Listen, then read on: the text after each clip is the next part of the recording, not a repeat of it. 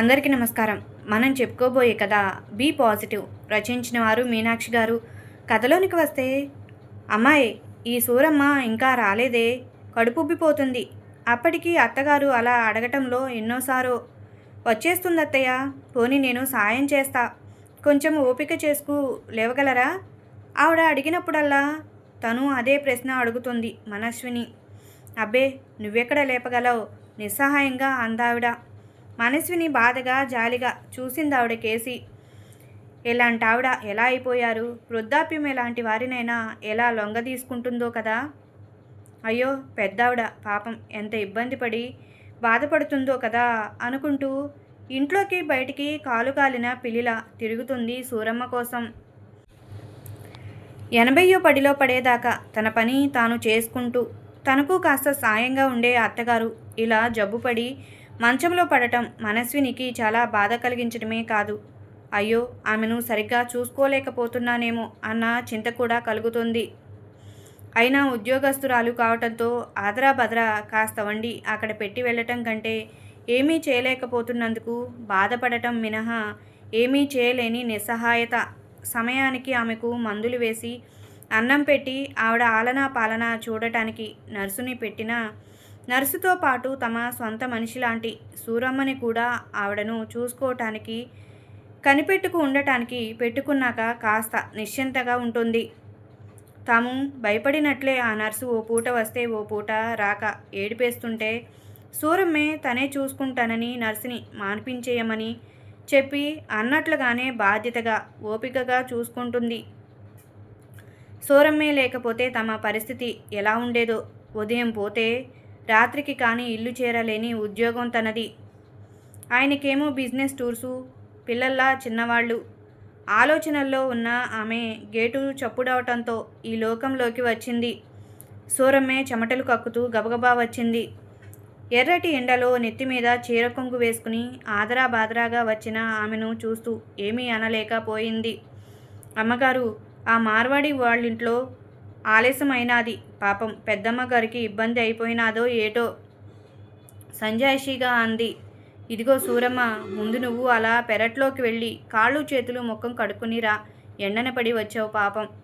మాటలో ఎక్కడ అసహ్యం బయటపడకుండా జాగ్రత్త పడింది. పర్లేదమ్మా, పని పాటు చేసుకు బతికేటోళ్ళం, మాకు ఎండా కొండ ఏటి అంటూనే ఆవిడ దగ్గరకు వెళ్ళింది. అప్పుడప్పుడు అతి కష్టం మీద లేస్తున్న ఎండకో ఏమో పగలు ఎండవేళ మరీ నీరసంగా ఉండి లేవలేకపోవటంతో సాధారణంగా బెడ్ పెయిన్ పెట్టేస్తుంది సూరమ్మ. ఇప్పుడు అలాగే బెడ్ పెయిన్ పెట్టింది. ఏమైపోయావే ఇంతసేపు, చస్తున్నా అంటున్న ఆవిడ మాటలు పట్టించుకోకుండా, అమ్మయ్య. బాధ తీరిన ఆవిడ తీరుబడిగా సూరమ్మ ముఖం చూస్తూనే కెవ్వుమని అరిచినంత పనిచేశారు. ఏంటే ఆ చెమటలు అసహ్యంగా, వెళ్ళి ముఖం కాళ్ళు చేతులు కడుక్కురా, కాస్త కాళ్ళు నొక్కుదు గాని. అంతులేని హాస్యం ఆవిడ మొహంలో. పని పాట చేసుకు బతికేటోళ్ళం, చెమట కాకపోతే సెంటు పన్నీరు వత్తాదమ్మా, మీలా ఏసీల్లో కూకుంటే ఎన్ని కబుర్లైనా చెప్పొచ్చు చిన్నబుచ్చుకుంటూ అంది.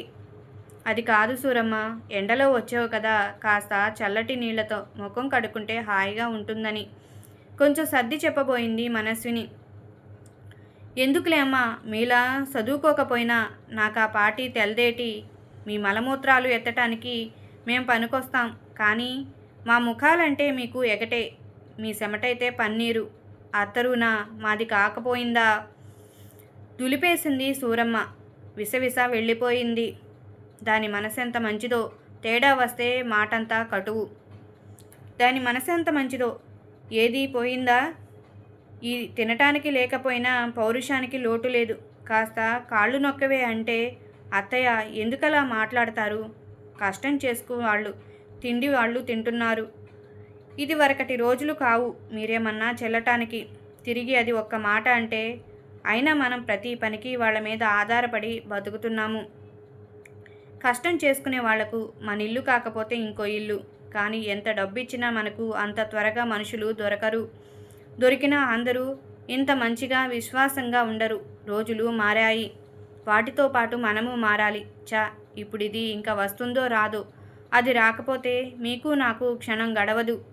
జరగదు కోపాన్ని నొక్కిపెట్టి చెప్పింది మనస్విని. ఇప్పుడు నేనేమన్నానని? అది అంతలా చెమటలు కక్కుతుంటే కాస్త కడుక్కు రమ్మన్నా, అది తప్పేనా? ఆ దేవుడు నన్నెందుకు తీసుకుపోడో ఏడవటం మొదలుపెట్టిందావిడ. ఇప్పుడు నేను మాత్రం మిమ్మల్ని ఏమన్నానని? కాస్త లోకం తీరు అర్థం చేసుకోండి. మారే కాలంతో పాటు మనము మారాలి. నిజమే మీరు చెప్పింది. అదలా చెమటపడుతూ ఉంటే చిరాకే, అసహ్యమే. అయినా మెల్లగా చెప్పాలి.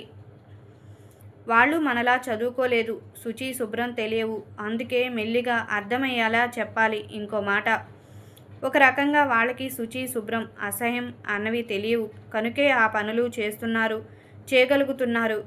ఒక్క మాట ఆలోచించండి. నిలువెత్తు ధనం ఇచ్చినా మనం ఈ పనులు చేయగలమా? పసివాళ్ల పనులే చేయలేక అసహించుకుంటామే. అర్థం చేసుకోండి. కోడలి మాటలకు ముఖం మార్చుకుందావిడ. నిజమే, చిన్నప్పుడు తన పిల్లలకి సైతం తను అలాంటి అవసరాలు తీర్చలేదు. ఎప్పుడూ ఇంట్లో నౌకర్లు చాకర్లు ఉండేవారు. కన్నతల్లిగా పసివాళ్లప్పుడు పాలివ్వటం మినహా వాళ్ళు నౌకర్ల దగ్గరే పెరిగారు. అది తన హోదా అనుకుందే తప్ప అప్పుడు ఇప్పుడు అంతకు మించి ఆలోచించలేదు. అయినా వాళ్ళు తెలివి మీరారు. దానికి తన కోడళ్ళ లాంటి వాళ్ళ సమర్థన ఎంతైనా ఉల్లి ఉల్లే. కానీ మళ్ళవుతుందా అన్నది ఆవిడ వాదన. నిజమే, ఉల్లి ఉల్లే, మళ్ళీ మళ్ళే. మళ్ళీ లేకపోయినా బతకొచ్చు, కానీ ఉల్లి లేకపోతే? అందుకే ఉల్లి చేసే మేలు తల్లి కూడా చేయదు అన్నారే కానీ మళ్ళీ గురించి ఎవరూ అలా అనలేదే. మనస్విని ఎంత విడమర్చి చెప్పినా ఆవిడ అర్థం చేసుకోదు. ఏదో పెద్దావిడ, పాతకాలం మనిషి. ఆవిడేమన్నా నువ్వు పట్టించుకోకు అని సూరమ్మకు సర్ది చెప్పటం తప్ప ఏమీ చేయలేకపోతుంది మనస్విని. ఎంత సర్దుకుపోయినా అప్పుడప్పుడు దానికి మనసు బాధపడి కోపం వస్తుంది. అది మనిషే కదా మరి. నిట్టూరుస్తూ లేచింది మనస్విని భయపడినంత అయ్యింది. సూరమ్మ మధ్యాహ్నం పనిలోకి రాలేదు. ఆ రోజు ఆదివారం అవటంతో ఉదయం టిఫిన్స్, మధ్యాహ్నం 4 రకాల వంటలతో తడిసి మోపెడు గిన్నెలయ్యాయి. ఇల్లంతా ఎలా పడితే అలా ఉంది. సాయంత్రం దాకా చూసి ఇక రాదని నిర్ధారించుకుని ఊసురుమంటూ పనిలో దిగింది మనస్విని. మళ్ళీ తెల్లవారితే ఆఫీసు. రెవెన్యూ ఆఫీసులో అధికారినిగా ఉన్న మనస్వినికి తెల్లారితే ఊపిరి సలపని పని. ఉదయం 9ంటికి పోతే మళ్ళీ రాత్రి 8ంటికి కానీ ఇంటి ముఖం చూడదు. భర్త బిజినెస్ పనుల మీద ఎప్పుడూ ఇంటి పట్టున ఉండడు.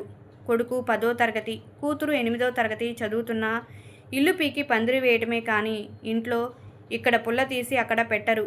అందుకే ఆమె పూర్తిగా సూరమ్మ మీదే ఆధారపడిపోయింది.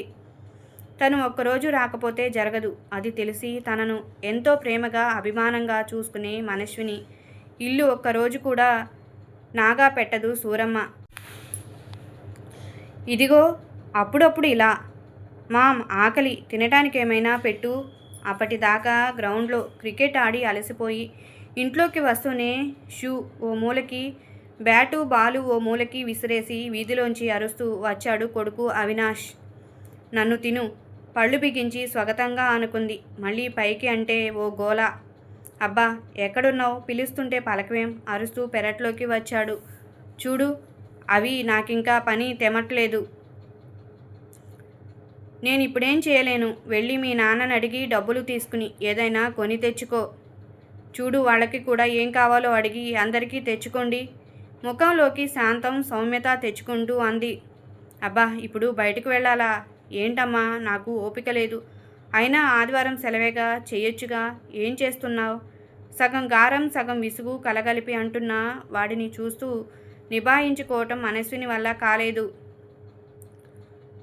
కళ్ళున్నాయిగా, చూస్తూనే ఏం చేస్తున్నావంటే ఏం చెప్పను. నాకు ఆదివారమే, అయినా కర్మ తప్పటం లేదు. ఇంట్లో ఉన్న సామానంతా అక్కడే ఉండి తననే కసిగా చూస్తున్న ఫీలింగ్ ఆమెలో.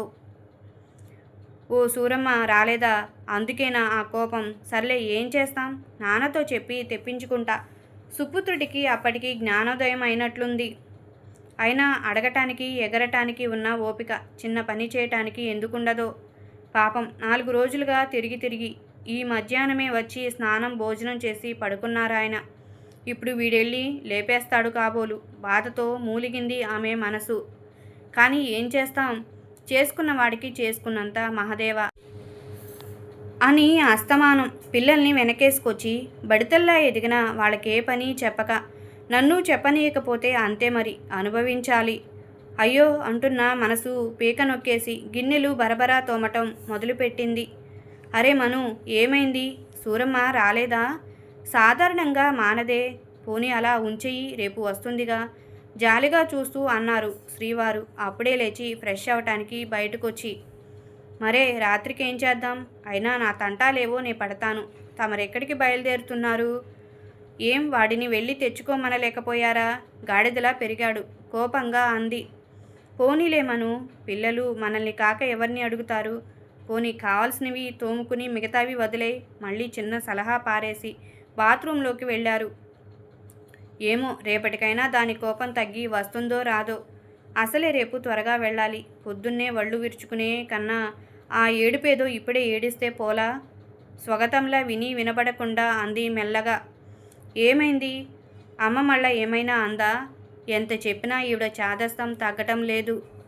ఏమైనా అంటే ఇలా మూలనబడి అందరికీ బరువైపోయాను అంటూ ఏడుస్తుంది. బాత్రూంలోంచే అన్నాడు. మీ పేరు రామకృష్ణ అని కాదు, శాంతారాం అని పెట్టాల్సింది అంది శాంతంగా. ఎలా ఉండగలరో. మళ్ళీ స్వగతం. అరే లెండమ్మగారు, కూతంతా ఆలస్యమైంది. తోమేసుకున్నారా? లెగండి లెగండి. శుభ్రంగా స్నానం చేసి శుభ్రమైన చీర కట్టుకు వచ్చింది. మధ్యాహ్నం జరిగినదేది దానికి గుర్తున్నట్లు లేదు. ఎంత అదృష్టవంతురాలు. లేవబోయి నడుం కలుక్కుమనటంతో అలా కూర్చుండిపోయింది మనస్విని. అయ్యయ్యో, మళ్ళీ నడుం పట్టుకుపోయిందా? అయినా అన్నిటికీ తొందరే మీకు. నానొస్తా గదా, ఈలోగానే కంగారుగా తోమేసుకోవాలా? బాధపడుతూ చెయ్యి సాయంతో నింపాదిగా లేపింది. అది కాదే, నీకు బాగా కోపం వచ్చింది కదా, రావేమో అనుకున్నా మెల్లిగా అంది. నాకు పెద్దమ్మగారికి మామూలే కదా, ఎందుకు రాను? జరిగిందేది మనసులో పెట్టుకోకుండా నవ్వుతూ అంది. దాని కోపం తాటాకు మంటలాంటిది. అమ్మయ్య, వచ్చేసావా? మీ అమ్మగారికి పనిభారం కంటే నీకు కోపం వచ్చింది, ఇక రావేమో అన్న శిరోభారమే ఎక్కువైంది సూరమ్మతో అంటూ. మను, 10 నిమిషాల్లో రెడీ అవ్వు. పాపం బాగా అలసిపోయినట్లున్నావు. కాసేపలా తిరిగి ఈ పూటకి బయటే తినేసి వద్దాం. వస్తూ వస్తూ అమ్మకి టిఫిన్ తెచ్చేద్దాం. రేపు సూరమ్మకి కాస్త పని తగ్గుతుంది నవ్వుతూ అన్నారాయన. అయినా మా అమ్మ మాటలేం పట్టించుకోకు సూరమ్మ, ఆవిడకు చాదస్తం ఎక్కువ. తన మాటల వలన అవతలి వాళ్ళకి బాధ కలుగుతుందేమో అన్న ఆలోచన ఉండదు. నోటికి ఎంత వస్తే అంత అనేస్తుంది. బాధపడటం, పట్టించుకోవటం లాంటివి చెయ్యకు. నిన్ను నేనైనా మీ అమ్మగారైనా ఏమైనా అంటామా చెప్పు? మెల్లిగా దానికి హితబోధ చేశారు. కాదులే అయ్యా, మనిషిని చూస్తూనే సిరాకు పడిపోతే ఎట్టుంటుంది చెప్పు? 4 ఇళ్లలో పనిచేసుకునేటోళ్ళకి ఫ్రెష్గా కడిగిన ముత్యంలా ఎప్పుడూ ఉండాలంటే ఎట్టవుతుంది? అక్కడికి ఇక్కడికి వచ్చేటప్పుడు శుభ్రంగా తానవాడి ఉతికిన సేరే కట్టుకుని వత్తా. కానీ రోజుకు 10 సార్లు వచ్చేటప్పుడు అన్ని మార్లు అట్టా రావాలంటే ఎట్టాగవుతుంది? దాని మాటల్లో కాదనలేని నిజం ఉంది. నిజమే సూరమ్మ, అందుకే నీకు నేను మరీ మరీ చెబుతున్నా, ఆవిడ మాటలను పట్టించుకోవద్దని, బాధపడద్దని. మరోమారు సున్నితంగా చెప్పాడు. సర్లే అయ్యా, ఓ పాలి బాధ నింపించినా ఆమె మాటలెవరు పట్టించుకోవాలేం? మీరు అమ్మ మమ్మల్ని సొంత మనుషుల్లా చూసుకుంటారు. అందుకే మీ పని మానాలన్నా మానలేం. దానికేం గాని అమ్మగారు రెడీ అయిపోనారు, బయటకు పోయిరండి. మీరు పిల్లలు. మీరు వచ్చేదాకా పెద్దమ్మగారి కాడ నేను ఉంటాలేండి. అదే మరి సూరమ్మ మంచితనం, మంచి మనసు. నే రెడీ బాస్. రాత్రి వంట లేదనగానే ఎక్కడ లేని ఉత్సాహం వచ్చేసింది మనస్విని గొంతులో. మీ పిల్ల రాక్షసులు రెడీనా? సరదాగా నవ్వుతూ అన్నాడు. మేం రెడీ రాక్షస పిత అసలు మాట మీద ఉంచుకోరు. వెంటనే తండ్రిని రాక్షసుణ్ణి చేసేశారు. ఇందులో ఉన్న చురుకు కాస్త పనిచేయటంలో కూడా ఉంటే సంతోషిస్తాం. నవ్వుతూనే పిల్లలకి కాస్త హితవు చెప్పింది. పోమా, నువ్వెప్పుడూ ఇంతే. అయినా పెద్దయ్యాక ఎలాగూ చెయ్యాలిగా మీలాగే. మరి ఇప్పుడైనా కాస్త హాయిగా ఉండని అవినాష్ విసుక్కున్నాడు. మేం మీలా అనుకోలేదురా. చిన్నప్పుడు మా అమ్మకు పనిలో సాయం చేసేవాళ్ళం. మనస్విని ఊరుకోలేదు. పోనీలేండమ్మా, అయినా అప్పటి రోజులు వేరు, ఇప్పటి రోజులు వేరు. వాళ్ళ మీద ఈగ వాలనియదు సూరమ్మ. అలాగే అంతా కలిసి వాళ్ళని పని పాట రాని మొద్దులు చేయండి. రేపు పెద్దయ్యాక అప్పుడు తెలుస్తుంది తెచ్చిపెట్టుకున్న కోపంతో అంది మనస్విని. మమ్మీ నాకు పాటొచ్చు పాడనా? లెట్ ద డాగ్స్ అవుట్ పెద్దగా అరుస్తూ పాడటం మొదలు పెట్టాడు. అసలే వాడిది బొంగురు గొంతు. ఒరే నాయనా ఆపరా నీకు పుణ్యం ఉంటుంది గాబరాగా అంది మనస్విని. మరదే ఇంకెప్పుడు నాతో పెట్టుకోకు మరి. సరే మరి ఇక బయలుదేరండి. సూరమ్మ జాగ్రత్త. మేం మరీ ఆలస్యం చేయలే. నీకు టిఫిన్ తెచ్చేస్తాం. అమ్మా మేము అలా బయటకు వెళ్ళొస్తాం. నీ దగ్గర సూరమ్మ ఉంటుంది. టీవీ పెట్టి వెళతా. చూస్తుండండి. నీకు టిఫిన్ ఏం తేను? నెమ్మదిగా ఆవిడ దగ్గర నుంచుని అడిగాడు. నాకు ఆకలిగా లేదు. నాకేం వద్దు. ఇంకా కోపంగానే ఉంది ఆవిడ గొంతు. సరేలే మేమింకా వెళ్ళనే లేదు. ఈ మహానగరంలో వెళ్ళాలి రావాలి. అప్పటికి ఆకలి వేస్తుందిలే. నీకు వడ సాంబార్ ఇష్టం కదా, అదే తెస్తాను. పిల్లలు గొడవ చేస్తున్నారు. కాసేపలా తిరిగి వస్తాం. మను పదండి. అత్తయ్య అలా వెళ్ళి వస్తాం. త్వరగానే వచ్చేస్తాం. ఆవిడ కోపం గ్రహించి మెల్లగా చెప్పి బయటకు వచ్చేసింది మనస్విని. కొంచెంసేపు ట్యాంక్ బండ్ మీద గడిపి తరువాత చట్నీస్కి వెళ్ళి భోజనాలు చేసి తల్లికి సూరమ్మకు టిఫిన్ ప్యాక్ చేయించుకుని ఇంటికి వచ్చేసరికి ఇద్దరూ చక్కగా నవ్వుకుంటూ టీవీ సీరియల్ చూస్తుండటంతో అమ్మయ్య అని ఊపిరి పీల్చుకున్నారు రామకృష్ణ మనస్విని. టిఫిన్ తల్లికి పెట్టి మందులు వేసి గదిలోకి వచ్చిన రామకృష్ణ అప్పటికే అలసిపోయి ఆదమరిచి నిద్రపోతున్న మనస్వినిని చూసి పాపం బాగా అలసిపోతుంది అనుకున్నాడు. బాబోయ్ చచ్చిపోయాను రోయ్ అన్న గావుకేకతో పాటు దబ్బున పడ్డ శబ్దానికి మెలకువ వచ్చి కంగారుగా పరిగెత్తుకొచ్చాడు రామకృష్ణ. ఆ వెనుకే నిద్రకళ్ళతో ఏం జరిగిందో అని కంగారుగా వచ్చింది మనస్విని. అర్ధరాత్రి వేళ బాత్రూమ్ అవసరంతో లేచి ఈ పూట కాస్త ఓపికగా ఉండటంతో పాపం పగలంతా కష్టపడి ఆదమరిచి నిద్రపోతున్న సూరమ్మని లేపటం దేనికి అనుకుని మెల్లిగా లేచి బాత్రూమ్కి వచ్చిన శారదమ్మ తూలి ఆపుకోలేక పడిపోవటం. కొలాయి తలకు తగిలి గట్టి దెబ్బే తగిలి రక్తం బాగా పోవటం. అప్పటికప్పుడు కారులో కేర్ హాస్పిటల్కు తీసుకెళ్ళి జాయిన్ చేయటం జరిగిపోయాయి. అప్పటికప్పుడు ఏదో ట్రీట్మెంట్ చేసినా రక్తం బాగా పోయిందని, అసలే రక్తహీనతతో ఉన్న ఆమెకు వెంటనే రక్తం ఎక్కించటం చాలా అవసరం అన్న డాక్టర్స్ మాటతో చాలా కంగారు పడ్డారు రామకృష్ణ మనస్విని.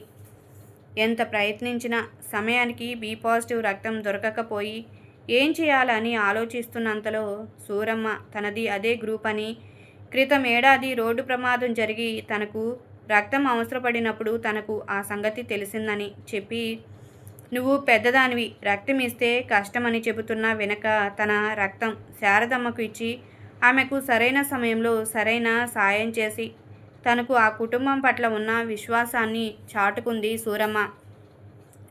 సూరమ్మ రక్తం టెస్ట్ చేసి సరిపోతుందని డాక్టర్స్ చెప్పగానే వందన అభ్యంతరం చెప్పబోయింది. అమ్మకు అసలే చాదస్తం.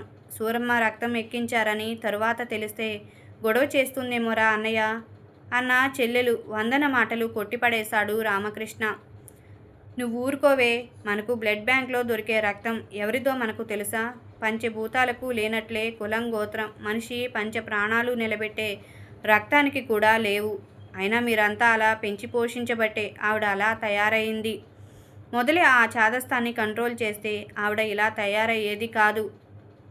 అది కాదురా. మరీ చూస్తూ చూస్తూ ఇంకా ఏదో అనబోతున్న చెల్లెల్ని గట్టిగా కసురుకున్నాడు. పోనీ మీ ఆయనది బి పాజిటివ్ కదా, ఆయనను రమ్మని ఫోన్ చేద్దాం. రేపు వస్తే అప్పుడు అదే ఎక్కిద్దాం. అదెలాగరా? ఆయనకు అసలే షుగరు బీపీ. అయినా ఆఫీస్కి సెలవు. ఏదో చెప్పబోతున్న చెల్లెల్ని ఆగమని సైగ చేశాడు కదా. మనకి ఇవ్వటానికి 100 అభ్యంతరాలున్నప్పుడు అవతల ఎవరో పుణ్యాత్ములు ఇస్తుంటే అడ్డుపడటం మంచిది కాదు. మాట నెమ్మదిగానే అన్నా చాలా పదునుగా అన్నాడు.